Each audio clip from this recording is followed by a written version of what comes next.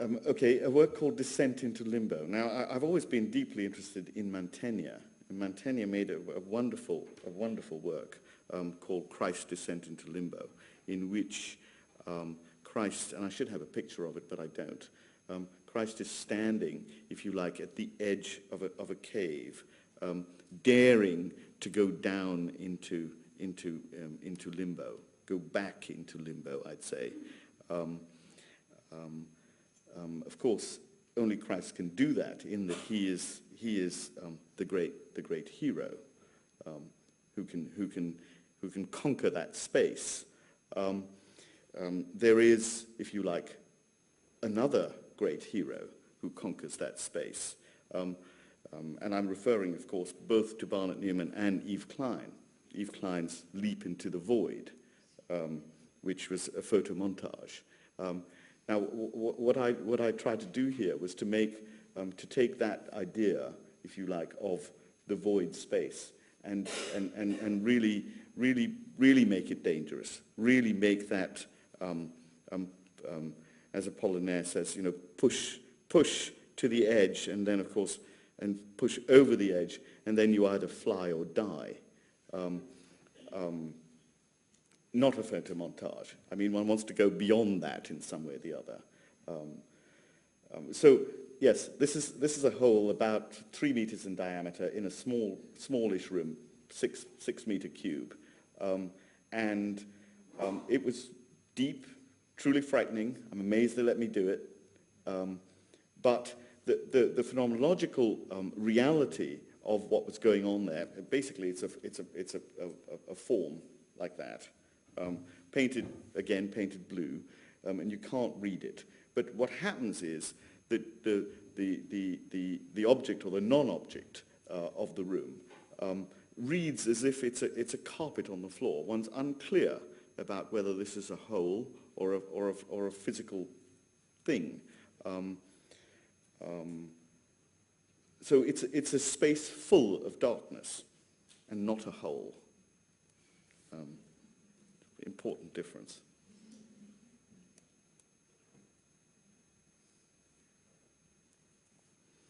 So the mythology of these works is that they go to the center of the earth, is that they are as deep and dark as we are. So I began to get more and more interested in space that involutes, in space that sort of turns inside out. I firmly believe that to make art, you have to make new space.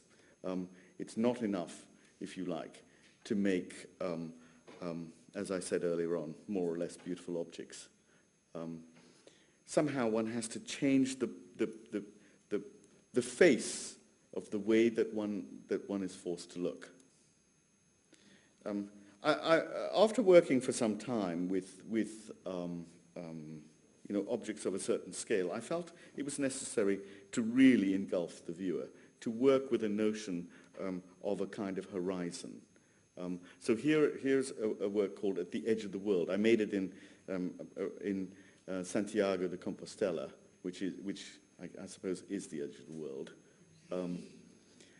And it's a very simple notion, which is it's a dome, a little more than a hemisphere, which hangs from the ceiling just above one's head. And I showed it at the Hayward a good many years ago, so perhaps some of you might have seen it there.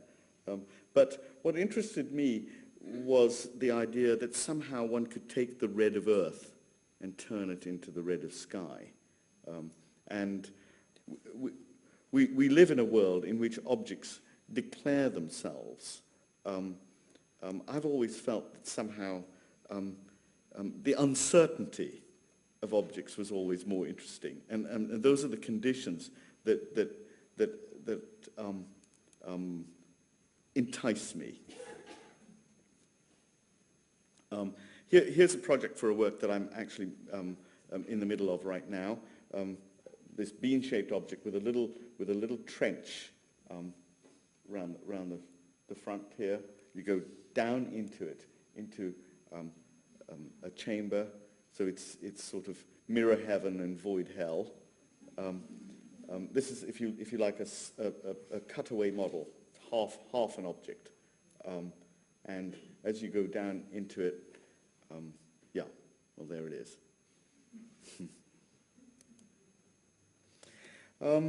You know, over the years, I've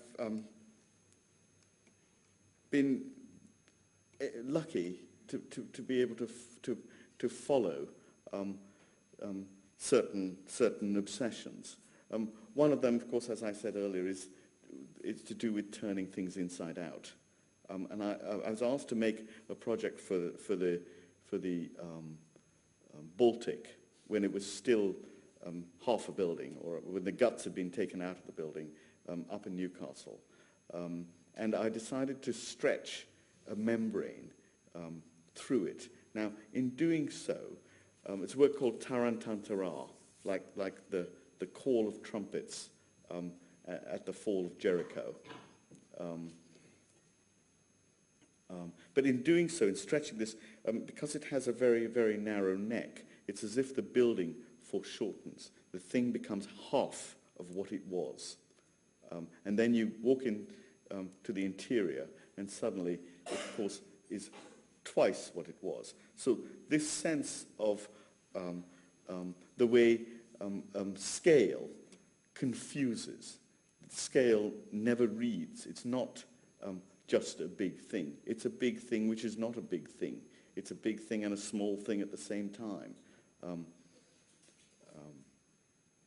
Of course, I went on to explore that a little further with Marsyas at the Tate. You'll all know the myth of Marsyas, playing his flute better than Apollo, flayed for it.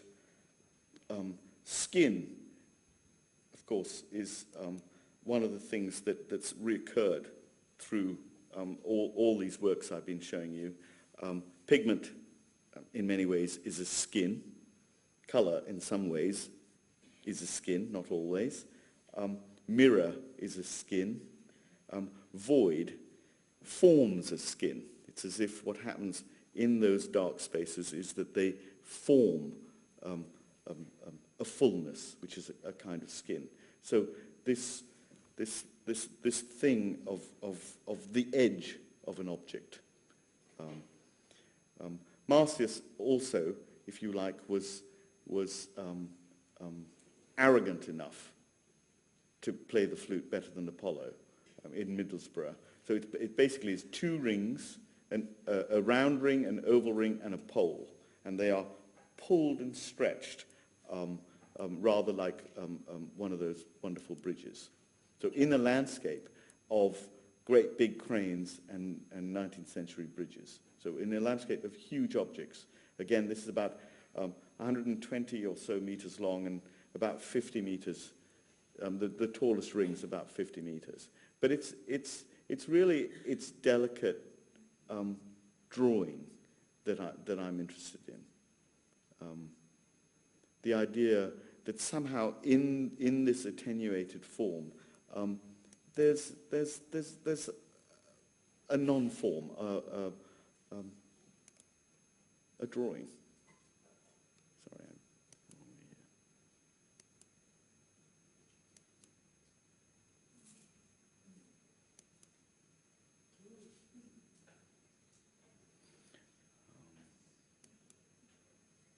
does very, very odd things optically.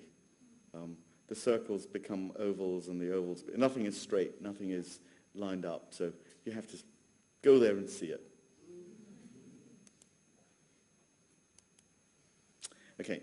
A work called Memory. I wanted to try and see if one could work with sculpture to construct an object in one's mind.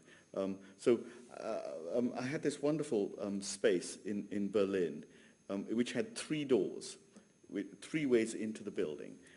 So I tried to make an object where one could only view one aspect of the thing from any one of the 3 doors. So you went in the first door and that's what you saw, another door and that's what you saw, and then you had to go out of the building to the 3rd, oh no, well okay, there's another one, I mean, one of the other ones.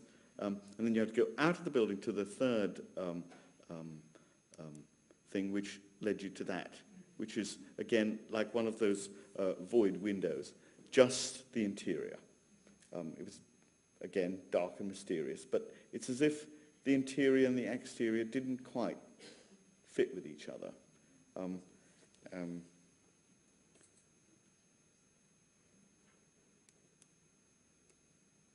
Yeah, okay.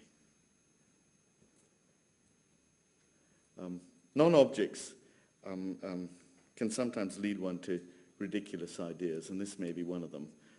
I made two large spiral passageways which filtered the air into a room, and we had an extraction fan, so it caused all the air in the room to spin. And I wanted to see if one could make an object with smoke, with a real non-object. So this is, if you like, the opposite. And in so doing, of course, one causes a column of air to form, which does make an object. Walking through the passageways made it feel as if one was on some kind of journey, at the end of which was this thing.